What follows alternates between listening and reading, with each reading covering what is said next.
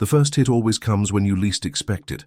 A question that feels like a jab, a joke that cuts a little deeper than it should, a challenge that seems casual but is designed to test you.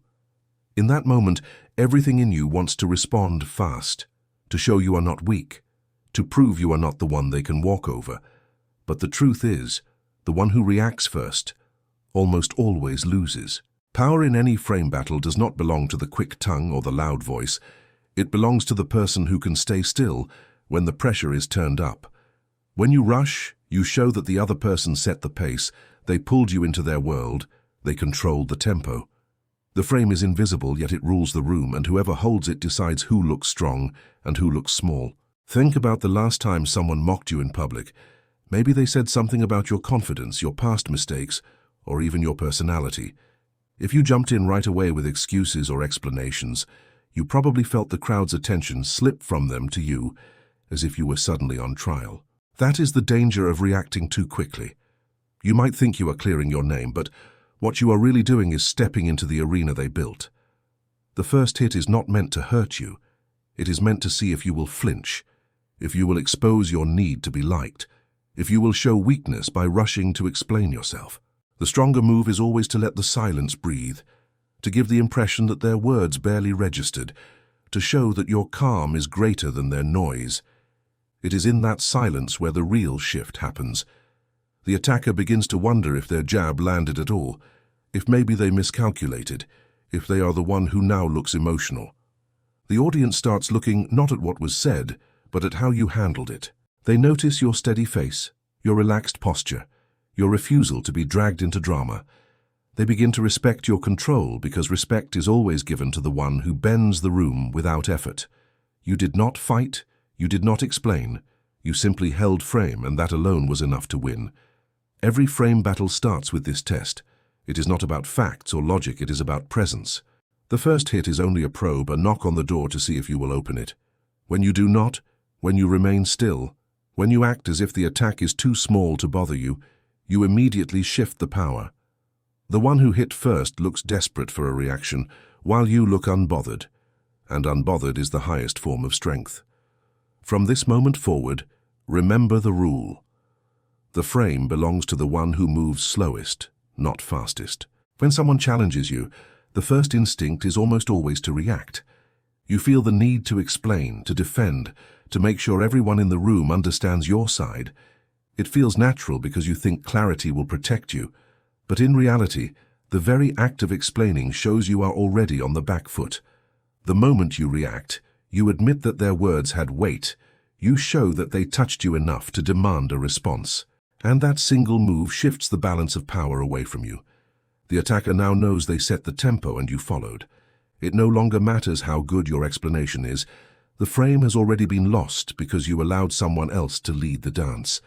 Power is not about who talks more or who shouts louder. It is about who defines the rhythm of the interaction. When you are forced to explain, you are playing on their field under their rules. And no matter how clever you sound, you are still reacting. The strong do not dance to another beat because they understand that the one who controls the pace controls the perception. If you appear rushed, defensive, or eager to be understood, you look smaller, even if you are completely right. The crowd rarely remembers the details of your explanation, but they always remember who looked in control. Think of a time you saw someone accused of being arrogant or dishonest. If they immediately jumped up with denials and long justifications, the room silently decided they must have something to hide. But when someone stays calm, maybe offers only a short phrase or no words at all, the power shifts. The accuser looks like the one who is too emotional, too eager, too reactive, while the accused gains strength by holding stillness. The secret is not in proving yourself right. It is in refusing to let others decide when or how you should speak. This is why reactions kill power. Every reaction is like saying you accept their framing. You admit they have the authority to question you. It might feel noble to clear the air, but what it really does is place you beneath them. The stronger move is to pause, to slow the tempo, to give nothing away until you decide. Silence, calmness, or a short, unbothered remark sends a message far louder than any explanation could. It says you are untouchable, too secure to be rattled, too steady to be dragged into their storm.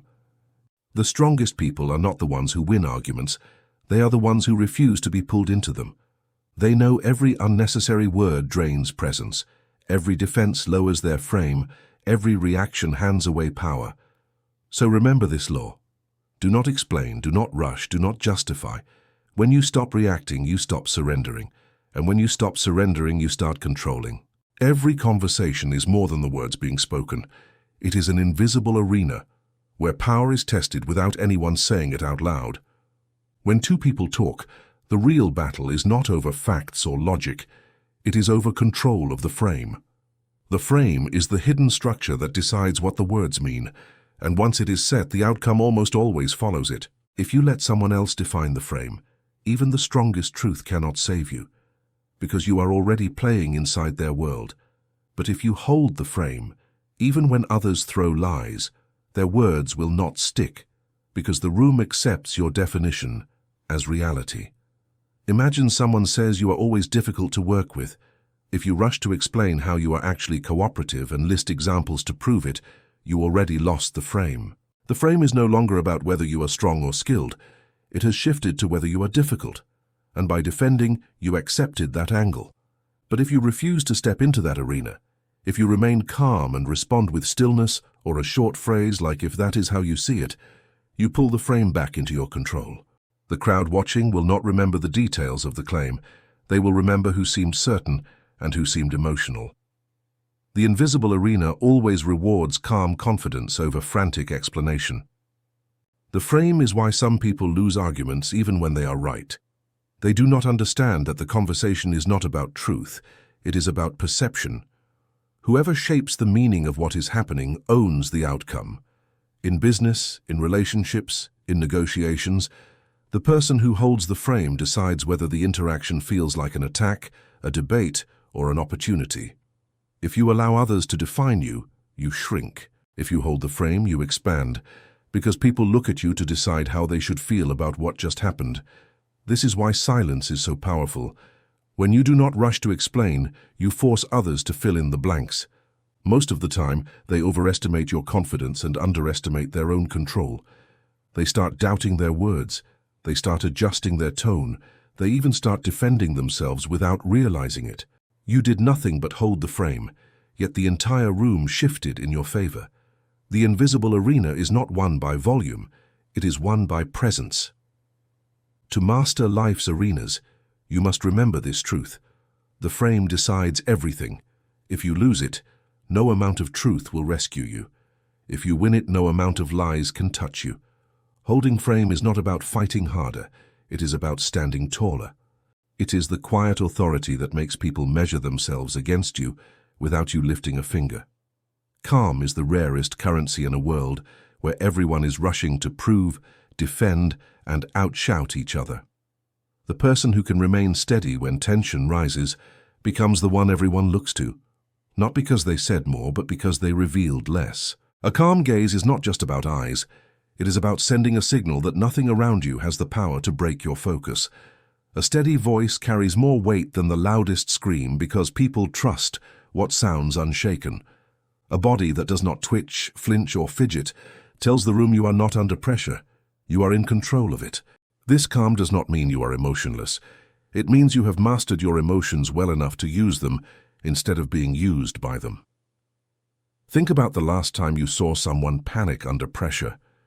Maybe it was during a meeting, maybe in an argument, maybe in a social moment when eyes were on them. Their face tightened, their words rushed, their tone cracked, and instantly the room felt they had lost authority. Now think of the opposite. Someone who remained relaxed even while being challenged, who did not raise their voice or break their posture, who let the tension sit without scrambling to fill it. Everyone felt their presence expand because calm bends the air around you. It is the invisible proof of strength and people respect it instinctively. Calm is powerful because it changes perception. When you look rattled, even if you are right, you seem weaker. When you look composed, even if you are questioned, you seem stronger.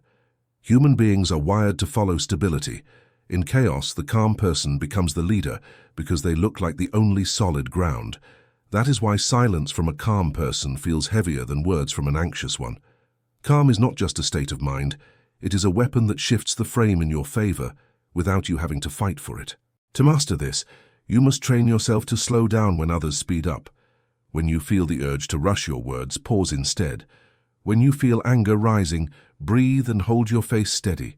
When your body wants to fidget, stay still. Each small act of calmness adds weight to your presence. Over time, you stop performing calm and start becoming it, and once you reach that point, people cannot tell whether you are unfazed or simply stronger than they imagined. That mystery multiplies your power. The world rewards calm because it cannot be faked for long. Those who try eventually crack, while those who train it bend the energy of the room every time. Coolness is not about pretending not to care, it is about choosing control over chaos. And when you control yourself, you control the frame. And when you control the frame, you control the outcome. The trap of over-explaining is one of the most common mistakes people make when they feel pressure. They believe that if they just keep talking, keep clarifying, keep adding more details, they will finally convince others to see their side. But the reality is the opposite. Every extra word weakens you because it shows that you are desperate to be understood, desperate to win approval, desperate to prove something. The more you speak, the less people hear, and the less they respect what you say. Power is never in the flood of words, it is in the weight of the pause. The man who says less forces others to lean in, because his silence makes every word that does leave his mouth carry more gravity. Think about how people respond in different situations.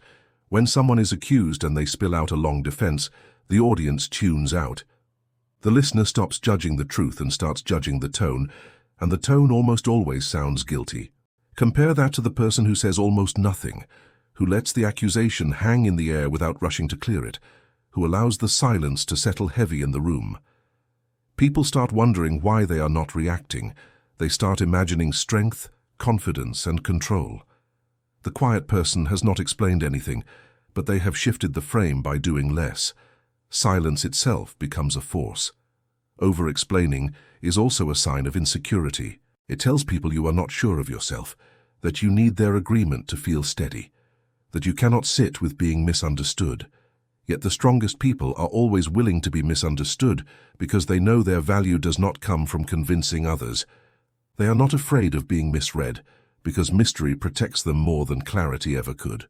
The insecure person reveals too much, hoping to be safe, while the secure person reveals little, knowing that what is hidden has more power than what is exposed. The reason every extra word is a leak is simple. Words invite questions, challenges, and interpretations.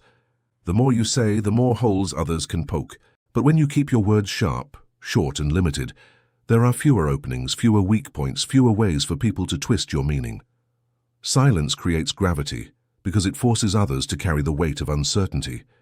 They project their own thoughts onto you, and most of the time they overestimate you. They assume confidence where you only gave stillness. They assume depth where you only gave calm. They assume power where you simply refuse to over-explain. To escape the trap, you must practice restraint.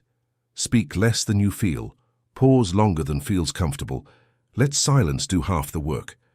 The less you explain, the more others imagine. And in that imagination, you gain power. The man who says less never looks desperate, he looks composed. The one who keeps talking looks weak. When someone attacks you, the natural pull is to fight back, to prove them wrong, to clear your name. But the real strategist knows that the smartest move is not to defend but to reflect. Every attack they throw can be turned into a mirror that bounces their energy back at them. Someone calls you arrogant. You do not scramble to say you are humble. You let it hang in the air like smoke. You let the silence stretch until they start to feel their own words bouncing back. A calm pause in that moment is sharper than any comeback, because it makes them wonder if they went too far, if they exposed themselves as insecure, if they embarrassed themselves in front of the room. You did not argue, you did not react. You let them wrestle with the echo of their own attack. The power of turning attacks into mirrors is that it shifts the burden. Normally, when accused, the burden is on you to prove innocence. But when you refuse to react, when you stay composed, the burden flips back onto the accuser. They start over-explaining. They start justifying. They start repeating themselves, and every extra word they use exposes their own instability. The more they push, the more desperate they look, and the crowd starts to notice the imbalance. Suddenly the question is no longer about you, but about why this person seems so emotional. By saying nothing, you let their own behavior betray them. This tactic works because human beings are sensitive to contrast. When one person stays still and calm while another grows louder and more agitated, the room instinctively respects the stillness. People see composure as strength, and they see frantic energy as weakness. By making them the emotional one, you win without lifting a finger. You did not have to explain yourself, you simply stood there like a mirror, reflecting their own behavior back at them until it became obvious. This does not mean you must always be silent. Sometimes the mirror works best with a short, sharp phrase that flips the weight of the attack. Someone says you are manipulative. You respond with cool detachment. Only people who can't be influenced say that. Someone says you are cold. You say, strange how control gets mistaken for distance. These are not defenses. They are reflections. They turn the spotlight back where it belongs. Instead of proving yourself, you force them to prove themselves. Over time, this habit makes you untouchable. People learn that attacking you is dangerous because you never carry the energy they throw. You hand it back, calmly, effortlessly, until they are the ones under judgment.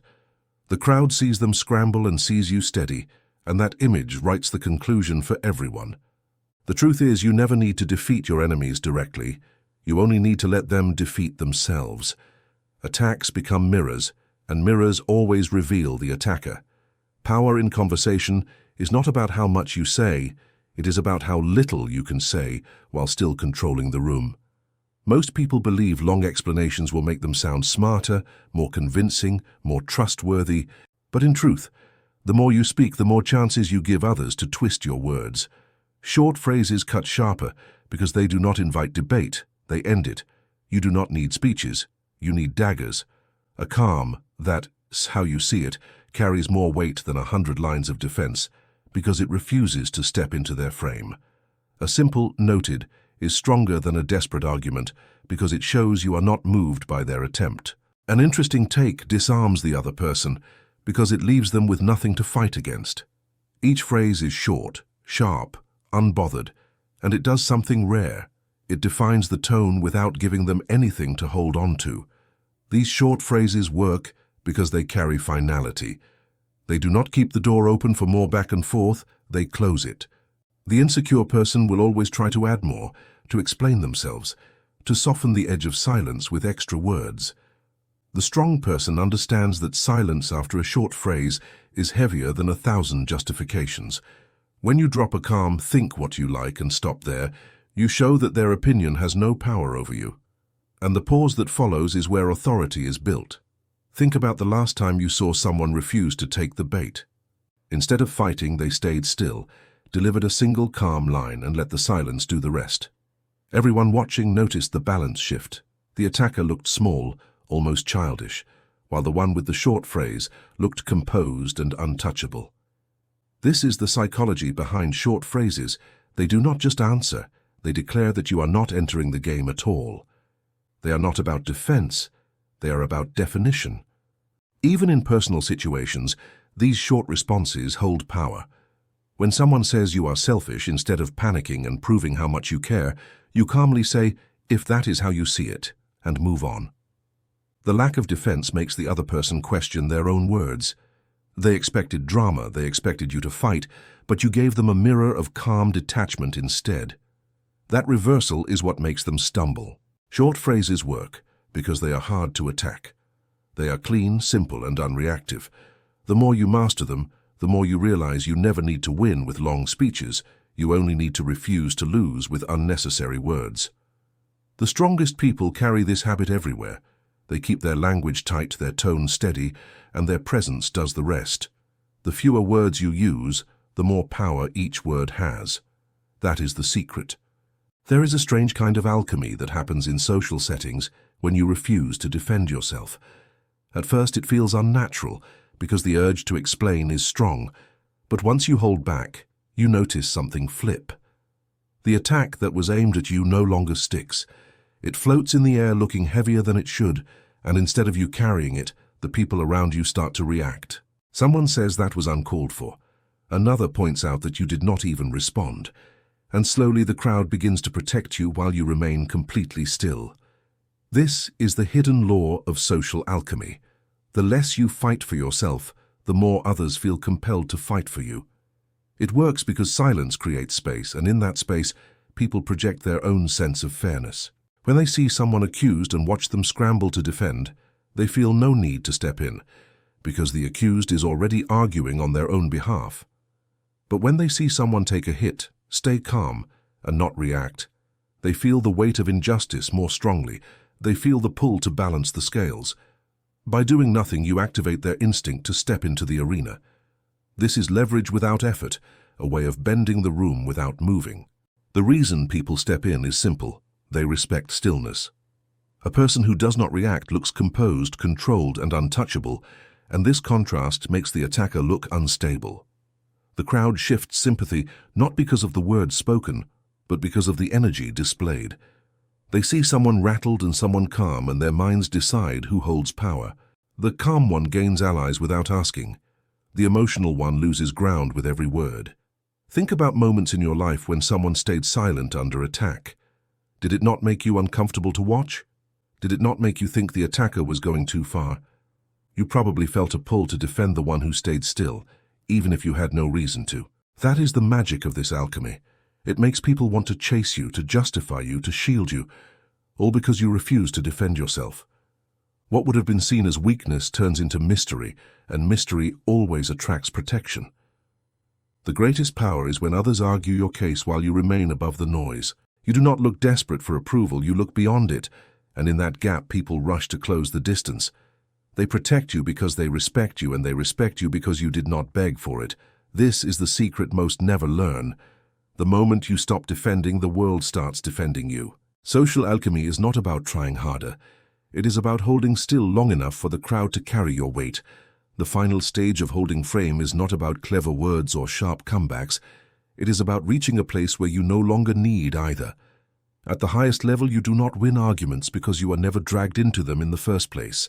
You stop living in defense and start living in definition. People feel your presence before you speak, and that presence is the frame itself. The air shifts when you walk in, not because of anything you say, but because of the calm certainty you carry. Others measure themselves against that calm. They hesitate before taking shots at you. They lower their tone without even realizing it. They fear your silence more than they could ever fear your words, because silence leaves them guessing, and guessing always creates caution. This is aura over argument, a level where the need to prove is gone. The insecure live for explanation. The average person fights for approval. But the one with aura knows that stillness commands more than speeches ever could. Aura is built through restraint, through countless moments of choosing calm over reaction, through letting silence hang heavy instead of filling it with nervous words. Over time, this discipline shapes how others see you. They stop testing you casually. They stop expecting you to react like everyone else. They begin to believe you are untouchable. That belief itself becomes power, because perception always rules over fact. Aura is not about pretending to be cold or distant. It is about being so secure that you do not need to chase clarity. You can be warm or detached, friendly or firm, but beneath all of it is the same unshakable root. You are not controlled by the noise around you. This root is what makes others bend to your rhythm. When you remain still while others scramble, when you refuse to flinch even under attack, when you do not argue but simply look on with quiet certainty, people feel smaller in comparison. They start holding back. They start second-guessing themselves. They start respecting you without knowing why. The highest power is not to win with logic, but to dominate with presence. You do not silence others by force. You silence them by making their words feel empty against your calm. You do not crush arguments. You dissolve them before they can begin. Your aura becomes a shield and a weapon at once, a quiet force that bends the invisible arena to your favor. The truth is no longer needed, because people already believe you stand above the fight. This is the final evolution of frame, where your very existence becomes the answer, and where silence is feared more than speeches. Maybe this video helped you see yourself, or someone you know in a different way. Feel free to let us know via a like or in the comments. And if you want more wisdom and guidance in becoming a better version of yourself, Subscribe now. This is the moment to start becoming the person you really want to be.